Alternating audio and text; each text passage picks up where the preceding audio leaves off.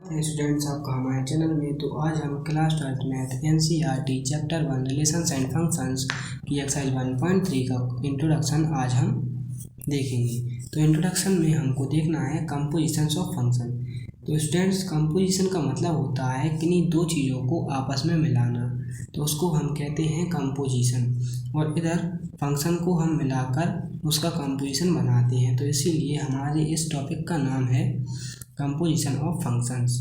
ठीक है स्टूडेंट्स, तो हम देखते हैं कंपोजिशन ऑफ फंक्शन क्या होता है कि late f such that a tends to b and g such that b tends to c are two functions, then compositions of function is denoted by g of such that a tends to c and is defined as g of is equals to g of fx where all x belongs to set a। तो composition हमारा function जो होता है ना, वो होता है हमारा गॉफ, GOF वो होता है हमारा गॉफ। मतलब हम दो फंक्शंस को, इधर f और g दिया है, तो हम दो फंक्शन को मिला करके जो हम नया फंक्शन बनाते हैं उनको हम कहते हैं कंपोजिशन ऑफ फंक्शन। ठीक है, तो पहला अगर हमारा फंक्शन जो है a से b तक जा रहा है और दूसरा हमारा फंक्शन जो है b से c तक जा रहा है, कहने का मतलब अगर f हमारा a से b तक जा रहा है और g हमारा b से c तक जा रहा है, तो हमारा जो गॉफ आएगा ना, देखो जो हमारा गॉफ आएगा वो a से c तक जाएगा। ठीक है स्टूडेंट्स, कहने का मतलब देखो कोई हमको फंक्शन f दिया हुआ है जो कि a से b तक जा रहा है, ठीक है, और कोई हमको फंक्शन g दिया हुआ है जो कि b से c तक जा रहा है। तो जो नया फंक्शन हमारा GOF बनेगा, गॉफ बनेगा, वो a से लेकर के c तक जाएगा। तो a से लेकर के c तक वो जाता है। एग्जाम्पल के थ्रू हम समझने की कोशिश करते हैं। तो स्टूडेंट्स देखिएगा, गॉफ इक्वल टू होता है g ऑफ fx। ठीक है स्टूडेंट्स, तो इसका इक्वल होता है g ऑफ fx। तो गॉफ को हम GOF ऐसा भी लिख सकते हैं, या फिर हम इसको ऐसे लिखते हैं GOFX, इसको ऐसे भी लिख सकते हैं। लेकिन जब हम इसको और सॉल्व करते हैं तो हमारा आता है g ब्रैकेट में fx। ठीक है, ये हमारा ऐसा आता है। तो हम एग्जाम्पल के थ्रू सॉल्व करके देखते हैं कि मान के चलो हमारे पास कोई फंक्शन है fx is equal to 2x और gx is equal to x square plus 1। तो उसका हमको है ना गॉफ निकालना है। तो गॉफ कैसे निकालेंगे, g ऑफ fx कर देंगे। तो स्टूडेंट्स अब देखिएगा आप कि जो fx हमको दिया है ना, इसकी जगह पर हम 2x लिख देंगे। fx की वैल्यू 2x है, तो fx की जगह पर हम लिख देंगे 2x। ठीक है स्टूडेंट्स, तो अब ये हमारा जो है ना, ये अब हमारा gx के फॉर्म में आ गया। ठीक है स्टूडेंट्स, अब जी हमारा ये वाला पूरा हमारा gx के फॉर्म में आ गया, और इधर x का काम हमारा 2x कर रहा है। इधर x का काम हमारा 2x कर रहा है। ठीक है, ये 2x कर रहा है। तो देखो gx क्या दिया है हमको, x स्क्वायर प्लस 1। तो जब हम इस पूरे को सॉल्व करेंगे g2x हमारा हो जाएगा। देखो ये 2x हमारा क्या हो जाएगा, इस वाले x की जगह पर हम 2x रख देंगे, तो ये हमारा हो जाएगा 2x स्क्वायर प्लस 1। तो ये हमारा हो जाएगा 4x स्क्वायर प्लस 1। देखो मैं आपको बताता हूँ कैसे, कि मान के चलो हमारे पास gx हमको दिया है x स्क्वायर प्लस 1। ठीक है, x स्क्वायर प्लस 1। तो अगर मैं g1 निकालूँ तो 1 का स्क्वायर प्लस 1 हो जाएगा। अगर मैं g2 निकालूँ तो 2 का स्क्वायर प्लस 2 हो जाएगा। इसी तरह अगर मैं g2x निकालूँ तो 2x का स्क्वायर प्लस 1 हो जाएगा, और हमारा ये सॉल्यूशन हमें मिल जाएगा। इसी तरह इसी का उल्टा होता है फॉग। ठीक है, इसी तरह इसका उल्टा होता है फॉग। ठीक है, फॉग में क्या होता है कि गॉफ जो है ना वो a से c तक जाता है, तो जो फॉग होगा ना इसका उल्टा हो जाता है, ये c से लेकर के a तक जाता है। ठीक है स्टूडेंट्स, मतलब c सेट से a सेट तक ये जाता है। ठीक है स्टूडेंट्स, तो अभी देखिएगा हम जो है ना इसी एग्जांपल से समझ लेते हैं कि इसका हम फॉग निकालने को हमको दे दें और हमको fx दे दें और gx हमको ये दे दें, तो फॉग क्या होगा, तो फॉग हमको होगा, फॉग के इक्वल में होगा f ऑफ gx। ये हमारा फॉग होता है। ठीक है, तो इधर मैं पहले gx की वैल्यू रखूँगा, gx की वैल्यू मैंने रखी इधर, तो क्या आएगा हमारा x स्क्वायर प्लस 1, क्योंकि gx की वैल्यू हमारी यही है। अब ये स्टूडेंट हमारा ये पूरा जो है ना fx के फॉर्म में हो गया, ये हमारा fx के फॉर्म में हो गया, और इधर x का काम कर रहा है हमारा ये सारा। तो x का काम कौन कर रहा है, x स्क्वायर प्लस 1। ठीक है, तो fx हमको देखो इस x का काम हमारा ये पूरा कर रहा है, तो अब हमको देखना है fx। ठीक है, fx जब हम देखेंगे तो उसमें दिया है 2x। ठीक है, तो जब हम इसको और सॉल्व करेंगे तो क्या हो जाएगा, 2 इंटू एक्स की जगह पर हमारा क्या हो जाएगा ये सारा। क्योंकि ये हमारा x का काम कर रहा है। और जब हम इसको और सॉल्व करेंगे तो हमारा हो जाएगा 2x² + 2। देखो कैसे हुई का कोई फंडा है इसमें भी, कि जैसे हमको fx दिया है 2x, तो अगर मैं f1 निकालूं तो हमारा आएगा 2 × 1 विच इज़ इक्वल्स टू 2, और f2 निकालूं तो ये आएगा हमारा 2 × 2 विच इज़ इक्वल्स टू 4। इसी तरह अगर मैं fx² + 1 निकालूं तो हमारा आएगा 2x² + 1 which is equals to 2x² + 2। तो ये हमारा हो जाता है। ठीक है स्टूडेंट्स, तो अब हम देखते हैं कि कंपोजिशन ऑफ फंक्शन की क्या क्या प्रॉपर्टीज़ होती हैं। ठीक है स्टूडेंट्स, तो प्रॉपर्टीज़ हम देखते हैं कंपोजिशन ऑफ फंक्शन की। तो properties of compositions of function, composition of function. तो कंपोजिशन ऑफ फंक्शन की क्या क्या प्रॉपर्टी होती है हम देखते हैं कि कंपोजिशन ऑफ फंक्शन जो होते हैं ना वो हमारे कम्यूटेटिव नहीं होते। पहली प्रॉपर्टी हमारी ये है कि जो कंपोजिशन ऑफ फंक्शन हमारे होते हैं वो हमारे कम्यूटेटिव नहीं होते। कम्यूटेटिव मतलब देखो, कहने का मतलब कि हमारे जैसे फंक्शन जो है फॉग है वो गॉफ के इक्वल में नहीं होगा। देखो कम्यूटेटिव का मतलब क्या होता है मैं बताता हूँ। ये हमारे फंक्शन जो है ना कम्यूटेटिव नहीं होते, नॉट कम्यूटेटिव। देखो कम्यूटेटिव का मतलब क्या है मैं आपको बताता हूँ कि जैसे मान के चलो हमारे पास a + b है, ठीक है, तो ये b + a हो जाता है। ठीक है, तो कहने का मतलब अगर a b दिया है तो b a हो तो ये फंक्शन हमारा कहलाता है कम्यूटेटिव। लेकिन जो कंपोजिशंस ऑफ फंक्शन होते हैं ना, कहने का मतलब गॉफ रहा, फॉग रहा, गॉफ रहा, ये हमारे कम्यूटेटिव नहीं होते। ठीक है, तो कहने का मतलब एफ ओ जी नहीं होगा इक्वल जी ओ एफ के, f of g is not equal to g o f. तो ये हमारे कंपोजिशन ऑफ फंक्शन कम्यूटेटिव नहीं होते हैं। इसकी सेकंड प्रॉपर्टी हम डिस्कस करते हैं। तो सेकंड प्रॉपर्टी हमारी ये है कि जो कंपोजिशन ऑफ फंक्शन है ना वो एसोसिएटिव होते हैं। देखो एसोसिएटिव मतलब क्या, कि मैंने मानो ऐसे लिखा एफ ओ जी ओ एच, तो ये इक्वल होगा एफ ओ जी ब्रैकेट ओ एच की। ठीक है, तो ये हमारे फंक्शन जो है ना कंपोजिशन ऑफ फंक्शन हमारे एसोसिएटिव होते हैं। तो कंपोजिशन ऑफ फंक्शन हमारे कम्यूटेटिव नहीं होते हैं और कंपोजिशन ऑफ फंक्शन हमारे एसोसिएटिव होते हैं।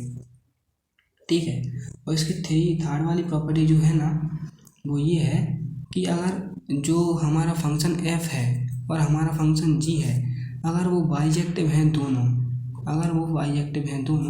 अगर हमारा फंक्शन f दिया है, अगर हमको फंक्शन g दिया है, हमको दो फंक्शन दिए हुए हैं f और g, और अगर दोनों फंक्शन बाइजेक्टिव हैं, बाइजेक्टिव मतलब 1 1 और 1 2, अगर ये दोनों फंक्शन हमारे 1 1 और 1 2 हैं तो जो हमारा गॉफ आएगा ना वो भी बाइजेक्टिव होगा। कहने का मतलब वो भी 1 1 और 1 2 होगा।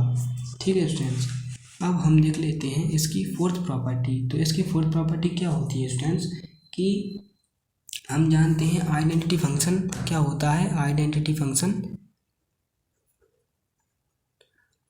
फंक्शन होता है हमारा f(x) = x। तो ये हमारा आइडेंटिटी फंक्शन होता है। तो इधर हम आइडेंटिटी फंक्शन को आई ए से डिनोट करेंगे और आई ए के फॉर्म में हम पढ़ेंगे विच इज़ इक्वल्स टू होगा हमारा आई ए एक्स इक्वल्स टू एक्स, जो कि इक्वल होगा हमारे x के। ठीक है, तो आइडेंटिटी फंक्शन को हम आई ए एक्स के फॉर्म में हम इधर पढ़ेंगे। ठीक है, तो स्टूडेंट्स हमारी फोर्थ प्रॉपर्टी ये कहती है कि अगर कोई फंक्शन है जो जा रहा है a से b तक, मतलब a सेट से b सेट तक, देन जो हमारा एफ ओ आई ए होगा, मतलब एफ ऑफ आई ए होगा, वो हमारा एफ के इक्वल होगा। कहने का मतलब अगर जो हमको फंक्शन दिया है ए से बी तक, तो हमारा जो एफ ऑफ आई ए होगा ना वो हमारे फंक्शन के इक्वल होगा। ठीक है स्टूडेंट्स, तो हम इसका उल्टा भी लिख सकते हैं। कैसा, अगर हमको एक ऐसा भी लिख सकते हैं हम, देखो एफ ऑफ आई ए लिख सकते हैं which is equals to F, और हम ये भी लिख सकते हैं कि I B O F which is also equals to F. ठीक है स्टूडेंट्स, मान के चलो हमारा फंक्शन ये वाला भी जो हमारा फंक्शन है ना वो ए से बी तक जा रहा है, तो एक आइडेंटिटी फंक्शन हमारा ये हो जाएगा और दूसरा आइडेंटिटी फंक्शन हमारा हो जाएगा I B X equal to X. ठीक है, तो ये हमारा दूसरा आइडेंटिटी फंक्शन हो जाएगा। तो फोर्थ प्रॉपर्टी हमारी यही कहती है कि अगर कोई फंक्शन है जो ए से बी तक जा रहा है, तो हमारा एफ ओ आई ए और आई बी ओ एफ फंक्शन के इक्वल होगा। तो प्रॉपर्टी नंबर 5 देख लेते हैं। तो प्रॉपर्टी नंबर 5 हमको कहती है कि अगर हमको कोई दो फंक्शन दिए हैं F such that A tends to B and G such that B tends to A, अगर हमको कोई ऐसे फंक्शन दिए हैं और अगर जो हमारा गॉफ है वो आइडेंटिटी फंक्शन के इक्वल है और हमारा अगर फॉग जो है वो आइडेंटिटी फंक्शन के इक्वल है, तो जो हमारा इस वाले देखो गॉफ अगर आइडेंटिटी फंक्शन के इक्वल है तो हमारा क्या होगा, देन हमारा जो फंक्शन एफ है, ठीक है, वो तो हमारा होगा 1 ठीक है, वो हमारा होगा 1 और जो हमारा फंक्शन जी है वो हमारा होगा ऑन टू, वो हमारा होगा ऑन टू। और फॉग में क्या होगा कि जो हमारा फंक्शन एफ है वो तो हमारा होगा ऑन टू और जो हमारा फंक्शन जी है वो हमारा होगा 1। ठीक है स्टूडेंट्स, तो एक बार फिर से देख लेते हैं हम कि अगर हमको कोई दो फंक्शन दिए हैं एफ और जी, तो दो फंक्शन में हमको एफ है ना ए से बी तक जा रहा है और जी जो है वो बी से ए तक जा रहा है, ये हमको कोई दो फंक्शन दिए हुए हैं, तब जो हमारा गॉफ अगर आइडेंटिटी फंक्शन के इक्वल है तो जो हमारा फंक्शन एफ है वो 1 होगा और जो फंक्शन जी है वो ऑन टू होगा। उसी तरह अगर हमारा फॉग आइडेंटिटी फंक्शन के इक्वल है तो एफ हमारा ऑन टू होगा और जी हमारा 1 होगा। अब हम देख लेते हैं कि इन्वर्टिबल फंक्शन क्या होता है। तो invertible function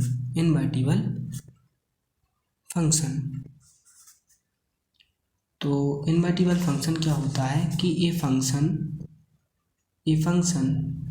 f such that a tends to be is said to be invertible if its inverse such that f inverse exist। कहने का मतलब कोई भी फंक्शन ए से बी तक जा रहा है वो फंक्शन हमारा इन्वर्टिबल होगा अगर उसी फंक्शन का इन्वर्स एग्जिस्ट करता हो। कहने का मतलब अगर फंक्शन एफ दिया है तो उसका एफ इन्वर्स ज़रूर होना चाहिए। ठीक है स्टूडेंट्स, तो एक बात और ध्यान रखना है हमें कि एफ इन्वर्स जब ही होगा जब हमारा जो फंक्शन एफ है ना बाइजेक्टिव हो। F inverse exist if function is bijective. कहने का मतलब अगर हमारा जो फंक्शन एफ है वो बाइजेक्टिव है तभी है ना फंक्शन एफ का एफ इन्वर्स एग्जिस्ट होगा।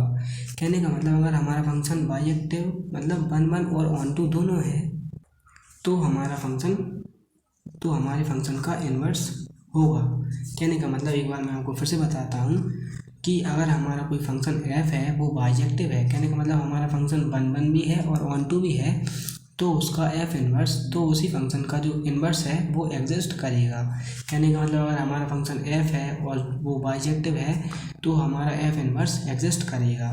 एग्जांपल के लिए मैं आपको बता देता हूँ कि मान के चलो मेरे पास दो सेट हैं। एग्जांपल के लिए बताता हूँ, मान चलो मेरे पास दो सेट हैं 1 2 3 4 एंड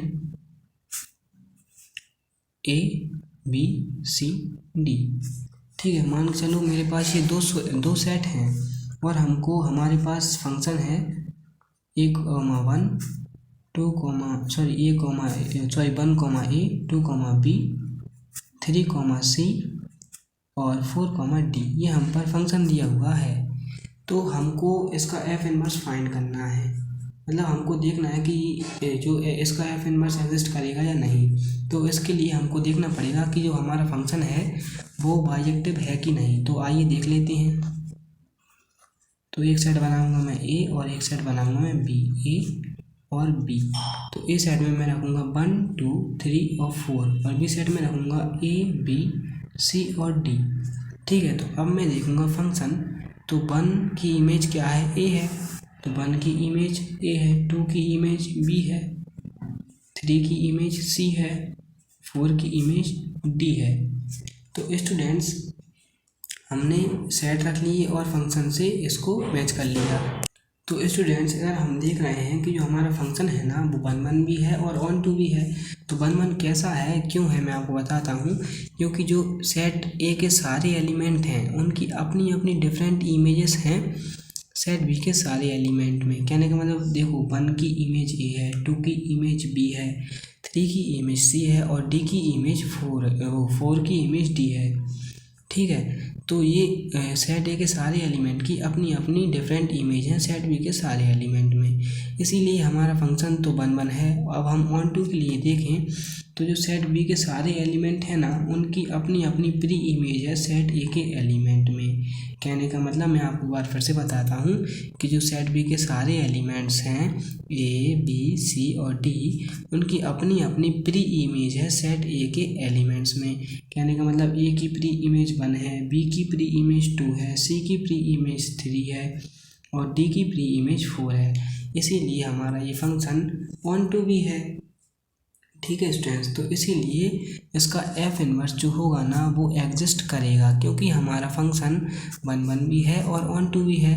अब ये देख लेते हैं कि इस फंक्शन जो दिया है इसका इनवर्स क्या होगा। कहने का मतलब फंक्शन जो हमको दिया है उसका एफ इनवर्स क्या होगा। तो इसका एफ इनवर्स होगा हमारा, देखो हमको कोई फंक्शन दिया है सेट के फॉर्म में और उसका हमको इनवर्स फाइंड करना है।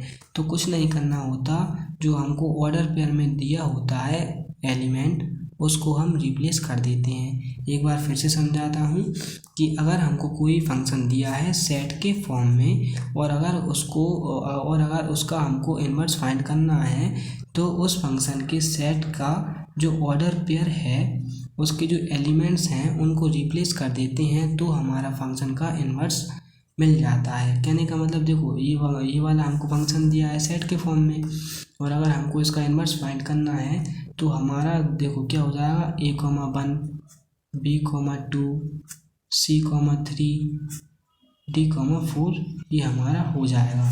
ठीक है स्टूडेंट्स, कहने का मतलब देखो ये हमको ऑर्डर पेयर दिया था 1, a, देखो ऑर्डर पेयर हमको क्या दिया था 1, a और ठीक है ये हमको फंक्शन में दिया था लेकिन हमारा इनवर्स में क्या आया a, 1। ठीक है, देखो ये आया ना a, 1। तो कुछ नहीं करना होता है, इसको उसके जो एलिमेंट होते हैं ऑर्डर पेयर के उनको चेंज कर देना होता है तो हमारा एफ इनवर्स फाइंड हो जाता है। ये वाला तो सेट के केस में होता है, लेकिन अगर हमको फंक्शन वेरिएबल के फॉर्म में दिया हो तब हम क्या करते हैं कि अगर फॉर वेरिएबल अगर हमारा फंक्शन है ना वेरिएबल के फॉर्म में दिया है जैसे कि f(x = y) ऐसा हमको दिया है। कहने का मतलब सॉरी ये हमारा है ना इससे हम निकालते हैं। देखो क्या होता है कि अगर हमारा कोई फंक्शन वेरिएबल के फॉर्म में दिया होता है तो इस वाले फॉर्मूले से हम उसका है ना एफ इनवर्स निकालते हैं। जैसे हमारा वेरिएबल के फॉर्म में कैसा दिया होता है f(x²), f(x)=x², ऐसा हमको दिया हुआ होता है तो ये हमारे वेरिएबल का फॉर्म का होता है। और अगर वेरिएबल के फॉर्म का हमको इनवर्स निकालना है, कहने का मतलब अगर हमारा कोई फंक्शन वेरिएबल के फॉर्म में दिया है और उसका इनवर्स निकालना है तो हमको f(x)=y करना होता है और इस तरीके से जो हमारा x है ना वो इक्वल हो जाता है एफ इनवर्स y के। ठीक है, तो इस तरीके से हमारा एफ इनवर्स y = x आ जाता है तो ये वाला इनवर्स हमको फाइंड हो जाता है। ठीक है, तो ये हमारा इनवर्स फाइंड हो जाता है। अब स्टूडेंट्स आप देखिएगा कि इनवर्स कैसे आता है, कैसे होता क्या है ये। तो जैसे मान के चलो हमारे पास 1/x है जो कि इक्वल है 1 के। ठीक है, तो जब ये वाला x ऊपर जाता है तो ये इनवर्स साइन अपने आप लग जाता है इस पर और ठीक है तो ये इनवर्स साइन अपने आप लग जाता है इसके ऊपर।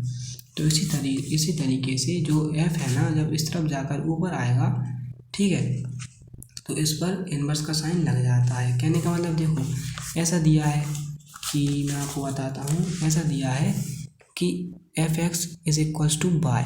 ठीक है, ऐसा दिया है तो अगर ये इनटू में दिया है इसके हम मान के चलें। ठीक है, तो x क्या हो जाएगा y/f हो जाएगा और जब ये वाला f ऊपर आएगा तो क्या आएगा हमारा x = f इनवर्स y। तो ये ऐसा हो जाता है। तो स्टूडेंट्स आज की वीडियो में बस इतना ही, मिलते हैं अगले वीडियो में। चैनल को सब्सक्राइब करें, वीडियो को लाइक करें, दोस्तों के साथ शेयर करें और अगर कोई भी क्वेश्चन हो तो कमेंट सेक्शन में ज़रूर लिखें। Thank you.